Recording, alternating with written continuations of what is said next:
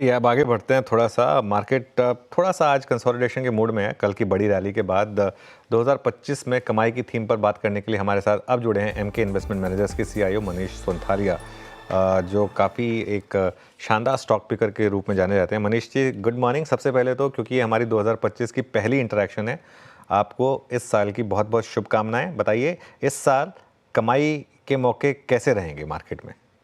धन्यवाद अनुज।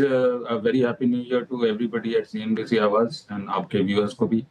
सो देखिए, ऐसा है कि हम शुरुआत कर रहे हैं मार्केट्स में जहाँ की अभी अर्निंग्स ग्रोथ की ट्रेजेक्टरी काफी धूमिल है। मतलब बहुत ज्यादा क्लैरिटी और बहुत ज्यादा कोई अर्निंग्स ग्रोथ आज की डेट में विजिबिलिटी 10 से 12% से ज्यादा की दिखती नहीं। जो एक मेजर थीम जहाँ पर कमाई होने की गुंजाइश अच्छी खासी है, वो है रूपी डेप्रिसिएशन। एंड रूपी डेप्रिसिएशन से बहुत पॉजिटिव एंड नेगेटिव इम्पैक्ट्स होंगे स्टॉक प्राइसेस के। So that point of view मेरे हिसाब से तो आईटी फार्मा, आपने रिलायंस की बात की, रिलायंस भी रूपी डेप्रिसिएशन के कारण उनकी अर्निंग्स में पॉजिटिव इम्पैक्ट आता है और वैल्यूएशन भी काफी थोड़ी सी करेक्ट हो चुकी है। So IT pharma, banks, platform companies, capital market entities, insurance, मुझे लगता है कि इन सेक्टर्स में डिस्पाइट ओवरऑल अर्निंग्स ग्रोथ काफी म्यूटेड है, यहाँ पर outperformance to benchmark earnings growth होनी चाहिए और यहाँ पर वैल्यूएशन भी ठीक ठाक है। सो इन सेक्टर्स में कमाई होनी चाहिए। और मार्केट में 2025 में क्या आपको लग रहा है कि हम वापस ऑल टाइम हाई रिक्लेम करेंगे या ये वाला साल थोड़ा-सा टफ रहेगा? देखिए अनुज, मेरे हिसाब से तो ये tale of two halves again है। जैसे एफआई 25 भी टेल ऑफ टू हाफ्स था, फर्स्ट हाफ वीक था, सेकंड हाफ थोड़ी सी बेटर होने की गुंजाइश है। हम एफआई 26 बिगिन करेंगे म्यूटेड फर्स्ट हाफ में और पिकअप सेकंड हाफ में हो सकती है, प्रोवाइडेड गवर्नमेंट की तरफ से इम्पेटस मिले और जो न्यू गवर्नमेंट है यूएस में वो इमर्जिंग मार्केट के पॉइंट ऑफ व्यू से फेवरेबल पॉलिसी डायरेक्शन हो। सो मुझे तो यही लगता है कि अभी एक बार हम थोड़े नीचे जाएंगे, जहां पर मार्जिन ऑफ सेफ्टी काफी बढ़ जाएगी, क्योंकि क्या है कि एफआईएस की बिकवाली तो बंद होनी है। एंड यही सबसे बड़ा ड्रैग है, प्लस रूपी डेप्रिसिएशन, इससे हमारी फिजिकल मैथ्स वगैरह में थोड़ी सी इम्पैक्ट आएगी। सो पी मल्टीपल कंट्रैक्शन हो सकता है 10 से 12% अर्निंग्स ग्रोथ के पॉइंट ऑफ व्यू। 22-22,500 में मार्जिन ऑफ सेफ्टी बहुत हाई हो जाती है और वहां से फिर अर्निंग्स ग्रोथ में अगर पिकअप होती है तो हम जो भी 24, 23,500, 24,000 का जो लेवल कैलेंडर ईयर 24 में बंद हुए हैं, वहां से फिर यू नो मैक्सिमम 5, 7, 10% बढ़ सकते हैं। सो 25,000 का एक लेवल दिमाग में है कैलेंडर ईयर 25 का। ये हम 31 दिसंबर 25 में ये लेवल्स के आसपास बंद हो सकते हैं, so which is better than calendar year 24, 31 levels. But ये थोड़ा सा डायरेक्शन जिगजैग रहेगा, पहले थोड़ा नीचे जाएंगे फिर थोड़ा ऊपर जाएंगे। ज़िग-ज़ैग, लेकिन 25 में 25, 2025, ये मनीष जी की राय है। मनीष जी नमस्कार, मैं वीरेंद्र बोल रहा हूँ दिल्ली स्टूडियोज़ से। मेरी तरफ से भी आपको बहुत-बहुत शुभकामनाएँ नववर्ष की। आपको ये जो नववर्ष की पहला हफ्ता था, उसमें एक थ्रस्ट जनरेट किया 2 चीज़ों ने। ऑटो बिक्री के आंकड़े, स्पेशली मारुति का केस, और मारुति में जहाँ पे छोटी गाड़ियों के नंबर्स में आपको एक उछाल नज़र आया। आप इसको एक वन ऑफ मानते हैं या सिर्फ एक जो ईयर एंडर सेल्स में पिकअप आता है उसको मानते हैं, या फिर आपको लगता है कि ये वाकई एक रीजनेबल पॉइंट है अब ऑटो स्टॉक्स को कंसिडर करने का आफ्टर दीज नंबर्स? नहीं वीरेंद्र जी, अभी क्या है कि आप अगर चेयरमैन मारुति की भी स्टेटमेंट को देखें कि फेस्टिवल सीजन के बियॉन्ड बुलिशनेस को नहीं एक्सपेक्ट करना चाहिए। सो ये क्या है कि थर्ड क्वार्टर का फिनोमेनन है, फेस्टिव सीजन है, तो यहाँ पर क्या है कि सब सेगमेंट्स में थोड़ी सी पिकअप आती है। वेदर आप एसयूवी बोल लें, वेदर सेडान बोल लें, वेदर हैचबैक्स बोल लें, तो इसको एक्सट्रापोलेट नहीं किया जा सकता है। और बेसिकली आप देखेंगे थर्ड क्वार्टर में जितनी भी कंजम्पशन कैटेगरी है, उनमें नंबर्स अच्छे ही आएंगे। तो आपके ज्वेलरी सेगमेंट देख लीजिएगा, अपैरल सेगमेंट देख लीजिए, पर ये सबको extrapolate continuity into growth to FY 26 नहीं एक्सट्रापोलेट कर सकते जस्ट येट, क्योंकि मूल पॉइंट यही है कि हाउस होल्ड लेवरेज एकदम चरम सीमा पर है और कमाई का जरिया बढ़ा नहीं है। तो मैंने इनकम बढ़ी नहीं और लेवरेज बढ़ा है, उसके कारण जो स्पेंडिंग पावर है वो बहुत ज़्यादा कोई मतलब वापस आ गई ऐसा लगता नहीं है। सो कंजम्पशन पूरे ओवरऑल बेसिस पर discretionary and as well as your staples particularly on the urban side थोड़ा-सा वीक ही रहेगा। सो कल का जो अप मूव है वो मोटा-मोटी मारुति के नंबर्स एक्सपेक्टेड ही थे, जो उन्होंने नंबर्स डिक्लेयर किए, ऐसा कोई बहुत ज़्यादा पॉजिटिव सरप्राइज़ नहीं है। थोड़ा बहुत positive surprise definitely royal Enfield के नंबर्स पर था, पर वो भी एक्सपोर्ट के पॉइंट ऑफ व्यू से था। सो ऐसा कोई बहुत तेज़ी का तो ध्यान नहीं है ऑटोज़ में। मेरे हिसाब से शॉर्ट कवरिंग, पुल बैक यही आप कंसिडर कर सकते हैं फॉर द टाइम बिंग। हम्म। तो अभी आप इसको बहुत ही ज़्यादा वेटेज नहीं दे रहे हैं।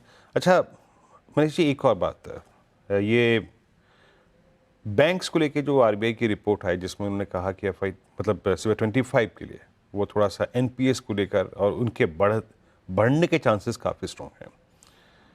आपका चुनाव, आपका झुकाव, जिस वर्ष को आप मोर और लेस एक कंसोलिडेशन का वर्ष मान रहे हैं, बैंकों पर क्या कह रहा है इस वक्त, और आपका झुकाव किस तरफ रहेगा? प्राइवेट बैंक्स पे, पीएसयू बैंक्स पे, लार्ज पे, मिड पे? देखिए, जो स्ट्रेस हमें रिटेल साइड ऑफ बैंक्स में देखने को मिला है क्वार्टर 2 में, वो इतनी जल्दी खत्म तो नहीं होने वाला, जो हमने एमएफआई सेगमेंट में देखे हैं। और पूरे रिटेल सेगमेंट में धीरे-धीरे ये एनपीए के जो स्ट्रेस लेवल्स हैं, ये थोड़ी-सी पर्कुलेट होगी। तो मॉर्टगेज बोल लीजिए, पर्सनल लोन बोल लीजिए, क्रेडिट कार्ड बोल लीजिए, ये सब सेगमेंट्स में जो स्ट्रेस लेवल्स बढ़े हैं, ये इतनी जल्दी नहीं जाने वाले। तो 2, 3, 4 क्वार्टर तो जाएँगे। तो मिड टियर बैंक्स में तो बहुत ही कॉशियस रहने की ज़रूरत है। रह गया आपका लार्ज बैंक, ये लोग अपनी एनपीएस को बहुत अच्छी तरह मैनेज करते हैं। तो मार्जिन ऑफ सेफ्टी डेफिनिटली आपके लार्ज बैंक्स में है, क्योंकि देखिए वैल्यूएशन कंफर्ट बैंक्स के पॉइंट ऑफ व्यू से डेफिनिटली है। और जहां पर आपकी बुक बैलेंस्ड हो, जैसे कि corporate lending versus retail lending, अगर आपकी बैलेंस्ड बुक है, तो कॉर्पोरेट्स में बहुत ज्यादा कोई स्ट्रेस है नहीं। कॉर्पोरेट्स में आपको ग्रोथ नहीं देखने को मिल रहा है, क्योंकि कॉर्पोरेट बैलेंस शीट खुद की बैलेंस शीट ही डीलिवरेज कर रहे हैं। और केपेक्स इतना कोई पिकअप हो नहीं रहा है from the point of view कि अगर हम एफ आई 21, 22, 23 देखें, तो 24 में जो लास्ट 3 इयर्स के कंपैरिजन में बहुत ही म्यूटेड केपेक्स है। तो कॉर्पोरेट साइड ऑफ बुक में ग्रोथ की प्रॉब्लम है, बट एनपीए की problem retail side of the book में। बट मोटा मोटी अगर आप दोनों को कंबाइन करके देखें, तो एफ आई 25 के बेसिस पर एफ आई 26 का नंबर बेटर लगने चाहिए बैंक्स के पॉइंट ऑफ व्यू। एंड यहाँ पर लार्ज बैंक्स में ज्यादा कंफर्ट है as oppose to your mid tier bank. And I think between PSU and private, देखिए एनआईआई ग्रोथ जो है प्राइवेट सेक्टर की बेटर होगी पीएसयू के पॉइंट ऑफ व्यू से। बट वहाँ वैल्यूएशन कंफर्ट भी पीएसयू में ज्यादा है प्राइवेट सेक्टर से। तो मेरे हिसाब से पीएसयू एंड प्राइवेट की चॉइस नहीं है। बेसिकली बुक कैसा है, ग्रोथ कैसा है, वैल्यूएशन कैसा है, यही डिपेंड करेगा। But large bank preferred over mid bank, but not too much of difference to select between private and PSU. अच्छा, आज टॉप गेनर डीमार्ट है। मनीष जी, आपके पोर्टफोलियो में है क्या? क्योंकि काफ़ी समय के बाद हमने इस तरीके के नंबर्स देखे हैं डीमार्ट की तरफ से। नहीं, हमारे पोर्टफोलियो में तो नहीं है अनुज जी, बट जस्ट एक जो भी नंबर्स आए हैं, वो ये देखने को मिल रहा है कि आपकी सेल्स पर स्क्वायर फीट जो है उसमें इजाफा हुआ है। मतलब उनकी एफिशिएंसी बढ़ी है 3% वाई जो कल के आंकड़े आए हैं। सो अगर इस एनवायरनमेंट में आप एफिशिएंसी गेन्स दिखा रहे हैं, तो एक बहुत बड़ी बात है। तो आई थिंक मार्केट्स उसी को रिवॉर्ड कर रहे हैं। बट हमने अभी पूरा डीप स्टडी किया नहीं है इसमें, क्योंकि वैल्यूएशन हमेशा से ही थोड़ा सा महंगा लगता था। तो अब ये इनके जो थर्ड क्वार्टर के नंबर्स आएंगे, वो देखने की जरूरत है। बट रिटेलिंग एज सच एक बहुत अच्छा स्पेस है। ऑल फॉर्म्स ऑफ रिटेलिंग, आपकी अगर यूनिट इकोनॉमिक्स सही है, तो बिल्कुल सेंस बनता है। बट हमारे पोर्टफोलियो में नहीं। पोर्टफोलियो में नहीं है ये स्टॉक। अब कुछ देर में हम अर्निंग सीजन की भी शुरुआत देखेंगे ऑब्वियसली। मिड कैप आईटी एक ऐसी स्पेस रही है जहां पर बहुत शानदार गेंस रहे हैं। कोफोर्ज और परसिस्टेंट ने लीड किया उसको। आपके पोर्टफोलियो में कौन कौन से स्टॉक्स होंगे मिड कैप आईटी में, और आपकी प्रेफर्ड ये स्पेस है क्या वैसे पोर्टफोलियो में? हाँ, आईटी स्पेस डेफिनेटली एक प्रेफर्ड सेक्टर है हमारे लिए। एंड मेरे हिसाब से तो आईटी की जो जो हम यूएस में बात कर रहे हैं कि डिस्क्रेशनरी स्पेंड वापस आएगा, हायरिंग वापस आ गई है। आपकी एआई की स्पेंड की डील्स वगैरह वापस आएंगी। तो ये 3-4 जो फैक्टर्स हैं ये आईटी सेक्टर इंडिया के पॉइंट ऑफ व्यू से बेटर है और इंडिया की जो आईटी स्पेस है वो इंक्रीमेंटल मार्केट शेयर डेफिनेटली लेगी। तो अगर हम टैक्स कट की बात कर रहे हैं यूएस में और अगर टेक्नोलॉजी स्पेंड में इंक्रीज की बात कर रहे हैं तो definitely India will be a beneficiary. अब यहाँ पर क्या है कि जो मिक्स है बेसिकली बीएफएसआई स्पेस जो है वो सबसे हाईएस्ट एलोकेशन है। तो मेरा झुकाव तो बेसिकली बीएफएसआई स्पेस की तरफ है। मेरे पास एलटीआई माइंडट्री है, जहाँ पर वैल्यूएशन की भी कंफर्ट है, लॉन्ग टर्म ट्रेजेक्टरी भी अच्छी है। तो ये एक नाम है जो मुझे समझ में आता है।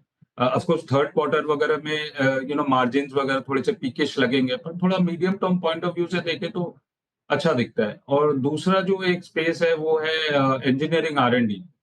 अगेन यहाँ पर एलटीटीएस एक अच्छा नाम जो मुझे काफी दिनों से अच्छा लगता है, ये एक कंपनी है। ये दोनों नाम पर ही हम आईटी के स्पेस को प्ले कर रहे हैं, बट ओवरऑल आईटी स्पेस अच्छा लगता है और बहुत ज्यादा महंगे देखिए, कुछ नाम ऐसे भी हैं जो बहुत अच्छे हैं earnings growth of point of view से, बट वैल्यूएशन बहुत एक्सपेंसिव है। एक और आईटी मिड कैप आईटी में जो मेरे पास स्टॉक है वो है फर्स्ट सोर्स। यहाँ पर बहुत सुपरलेटिव अर्निंग्स ग्रोथ है। ऑफ कोर्स आप बोल सकते हैं कि ये बीपीओ स्पेस में इतना वैल्यूएशन नहीं मिलना चाहिए, बट अर्निंग्स ग्रोथ जबरदस्त है और वैल्यूएशन कंफर्ट भी है। तो ये थर्ड आईटी कंपनी है जो हमारे पोर्टफोलियो। ये, एक फीलिंग आ रही है कि थोड़ा सा डिफेंसिव्स की तरफ झुकाव है आपका। क्या हेल्थ केयर और फार्मा आपके इस वक्त प्रिफर्ड जो स्पेस है उसमें अपीयर करते हैं, क्या आते हैं क्या? जी, हेल्थ केयर मतलब हॉस्पिटल्स में तो इतना ध्यान तेजी का नहीं है क्योंकि वैल्यूएशन वगैरह काफी प्रोहिबिटिव है। देखिए स्पेस तो बहुत अच्छा है, ग्रोथ भी होगी, बट मतलब more than price to perfection है। बट फार्मा स्पेस में बोथ आपकी सीडीएमओ स्पेस में देखिए बायोसिक्योर एक्ट आगे पीछे आएगा ही। ऑफ कोर्स थोड़ी सी डिसअपॉइंटमेंट है कि दिसंबर 20 के पहले पास नहीं हो सका, बट अगर आप बात करें लोगों से तो दिग्गजों से बात करें तो समझ में आता है कि आगे पीछे तो आ ही जाएगा, थोड़ा सा ट्रंकेट हो सकता है वर्जन, पर India is going to be a beneficiary CDMO space में। प्लस आपकी जेनेरिक एक्सपोर्ट्स पर्टिकुलरली दो जहां पर स्पेशलिटी पोर्टफोलियो, आप समझ ही सकते हैं कि कौन से नाम की तरफ रेफरेंस है। तो यहाँ पर ये दोनों स्पेसेस में मुझे काफी तेजी लगती है और जहाँ भी एक नीश पोर्टफोलियो है यू नो आपकी स्पेशलिटी प्लस जेनेरिक प्लस आपकी सीडीएमओ स्पेस, इन स्पेसेस में तेजी अच्छी बनती लगती है। Okay, generic exports and CDMO, ये दो फार्मा में एक प्रेफर्ड स्पेस हैं आपके। बहुत बहुत शुक्रिया मनीष जी, आप इस कार्यक्रम में शामिल हुए, सभी सेक्टर्स पर अपने खुल के अपनी राय रखी आपने, बहुत बहुत शुक्रिया।